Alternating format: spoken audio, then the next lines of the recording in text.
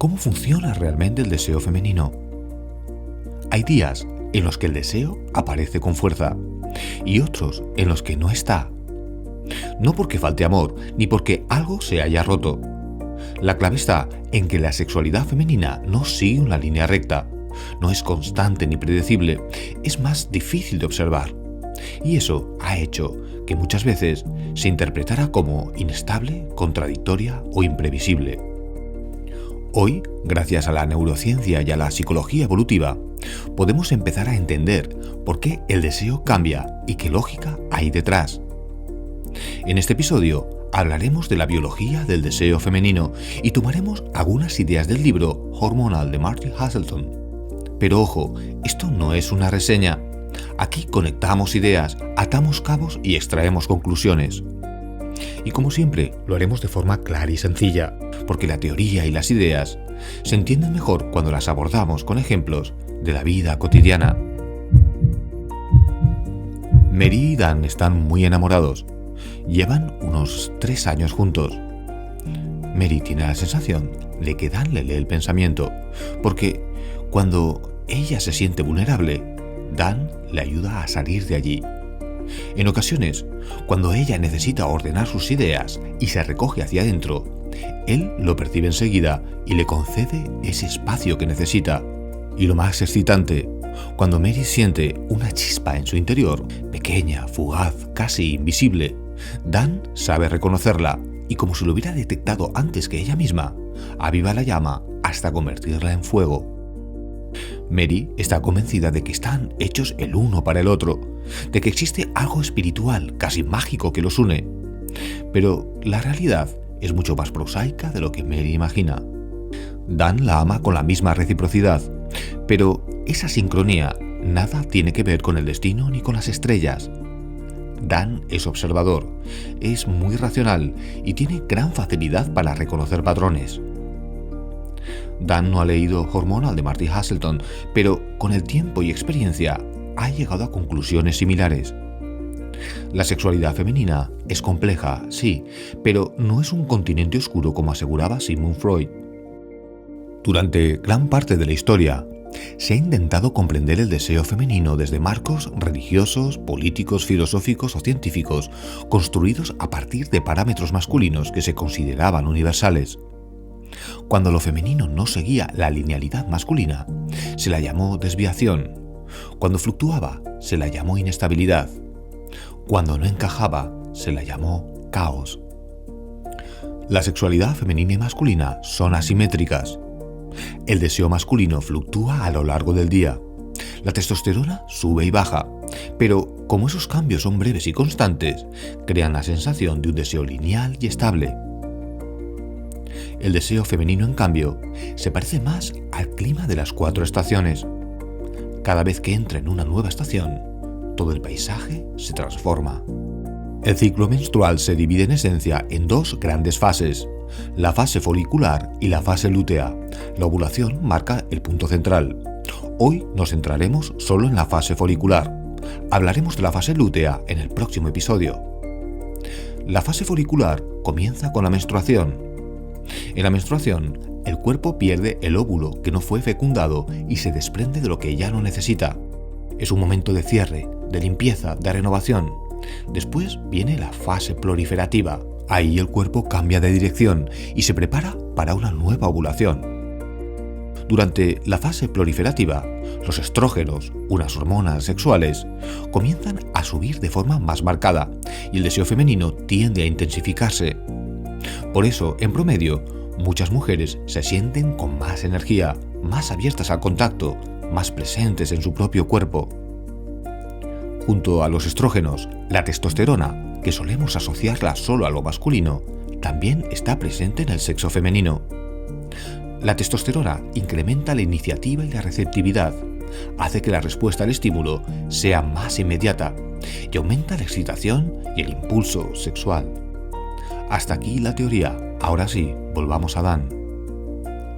Dan era solo un niño cuando tomó conciencia por primera vez de que algo cambiaba en las mujeres a lo largo del mes. Y lo hizo observando los comportamientos de su hermana mayor. Pero antes de continuar, una aclaración importante. Los ejemplos que veremos a continuación están exagerados a propósito para hacer visibles patrones que en realidad son mucho más sutiles. Como matiza a Marty Haselton en su libro, las mujeres no son esclavas de sus hormonas. Las hormonas influyen, sí, pero no son determinantes. No anulan la voluntad, ni la inteligencia, ni la capacidad de control. Dicho esto, ahora sí podemos volver con Dan y su hermana. Dan observó que durante ciertos momentos del mes, que entonces no sabía distinguir, su hermana parecía un poco distinta. Había unos días en que se mostraba más abierta socialmente, más expresiva, y su voz cambiaba ligeramente frente a chicos de su edad. También cuidaba más su imagen. Los fines de semana calzaba tacones que realzaban la forma de sus piernas al andar. Usaba pendientes grandes que traían la mirada hacia el rostro y el cuello, zonas socialmente asociadas a la atracción. Y lo más llamativo de todo, se pintaba los labios de un rojo muy intenso, algo que entonces Dan no entendía, pero que hoy sabemos que tiene asociaciones muy antiguas, tanto biológicas como culturales, que el cerebro masculino relaciona de manera subconsciente con genitales femeninos excitados. Dan también era consciente de que toda esa ornamentación sexual no formaba parte de un plan deliberado. No es que ella quisiera provocar ni que buscara sexo de forma explícita. Ese comportamiento decía algo mucho más simple: mírame. Otro detalle que le llamaba poderosamente la atención era la relación que mantenía su hermana con su padre. Siempre habían estado muy unidos, había cariño, protección y confianza. Pero en ciertos momentos del mes, su hermana cambiaba, se volvía muy intolerante a la supervisión de su padre y también de su madre. Evitaba que sus padres supieran dónde estaba y con quién. Nunca daba explicaciones y odiaba sentirse controlada y evaluada. Pero el descubrimiento más inesperado llegó cuando durante su adolescencia conoció a su primer amor. Dan intuyó muy pronto que, de alguna manera, el ciclo menstrual de su novia también le afectaba a él. Y no se equivocaba. Estudios de laboratorio muestran que hombres expuestos al olor de mujeres cerca de la ovulación presentaban aumentos de testosterona sin saber por qué. Durante la fase proliferativa del ciclo de su novia, Dan se volvía más celoso, más posesivo, más vigilante, más inseguro, más torpe. Y al verse controlada, su novia se revolvía contra él, del mismo modo que años antes su hermana mayor se rebelaba contra el control paterno. Esa relación se terminó y le dejó el corazón roto. Fue entonces cuando Dan descubrió que era un error intentar entender la naturaleza femenina desde la coherencia masculina con la que él entendía su propio deseo. Con el tiempo, Dan se recuperó y conoció a nuevas chicas. Dan era un chico muy atractivo, pero lo que más atraía a las chicas de él era su personalidad y sobre todo esa sensación casi inconsciente de que Dan las comprendía de verdad, de que podía leerles la mente. Pero Dan no les leía la mente, nunca supo lo que querían.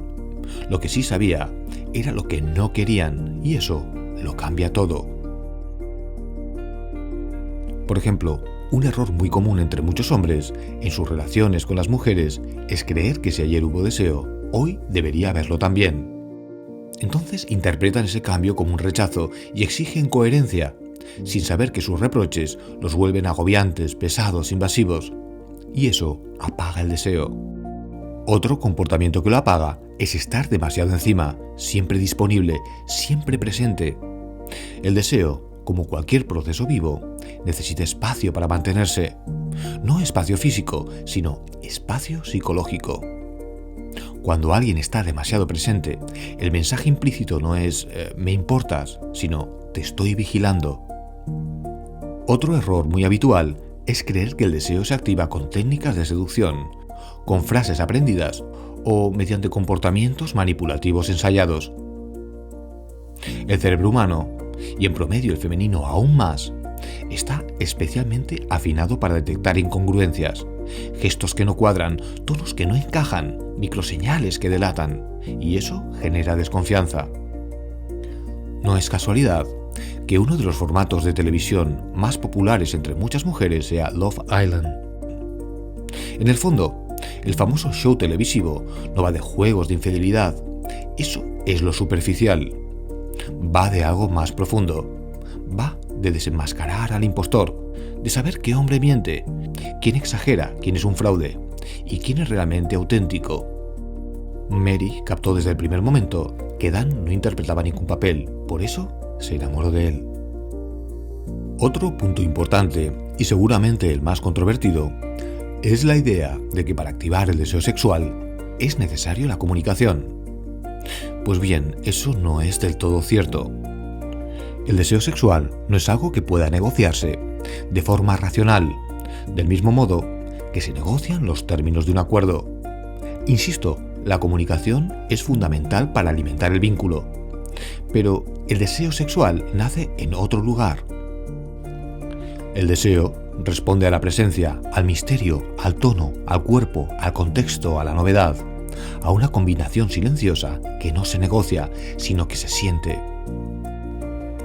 Plantear que la comunicación racional reactiva el deseo es tan absurdo como ir a un concesionario de coches y decirle al vendedor las palabras exactas que necesitas oír para comprarle un coche. Las ventas no funcionan así. Un buen vendedor intuye lo que buscas desde el mismo momento en que cruzas la puerta del concesionario. Otro error muy común y que veo que confunde a mucha gente es pensar que para que haya deseo sexual, para que haya impulso, es preciso generar primero un clima de confianza, de apego, de confort, de tranquilidad y seguridad. Bueno, pues eso no es exactamente así. El impulso sexual suele estar más relacionado con la dopamina, la adrenalina, la urgencia, la expectativa, esa sensación de incertidumbre, esa tensión del ahora o nunca. Por eso no es raro que los momentos más ardientes en muchas parejas aparezcan en contextos de mayor activación emocional. Por ejemplo, tras largos periodos de separación por motivos de trabajo. Todas esas sensaciones que he enumerado antes son postorgásmicas, es decir, no son el interruptor del deseo sexual, sino que son más bien su recompensa. Después de hacer el amor, sustancias como la oxitocina y la prolactina riegan los cuerpos de los amantes, favoreciendo la calma, el recogimiento y la sensación de vínculo. Los músculos se relajan, la respiración se calma, la activación desaparece y finalmente, simplemente se duermen. Bueno, pues en el próximo capítulo cambiamos de estación y abordaremos la fase lútea, ese pequeño otoño menstrual donde el deseo no desaparece, sino que cambia de forma. Y por supuesto, seguiremos con Mary y con Dan, aunque en esta ocasión desde la perspectiva femenina, desde la mirada de ella. Así que nos vemos en 2 semanas, que es el tiempo que me lleva a crear este tipo de contenido. Bueno, en realidad me lleva más tiempo, pero le meto muchas horas para cumplir con vosotros cada 2 semanas. Así que nos vemos muy pronto. Bye.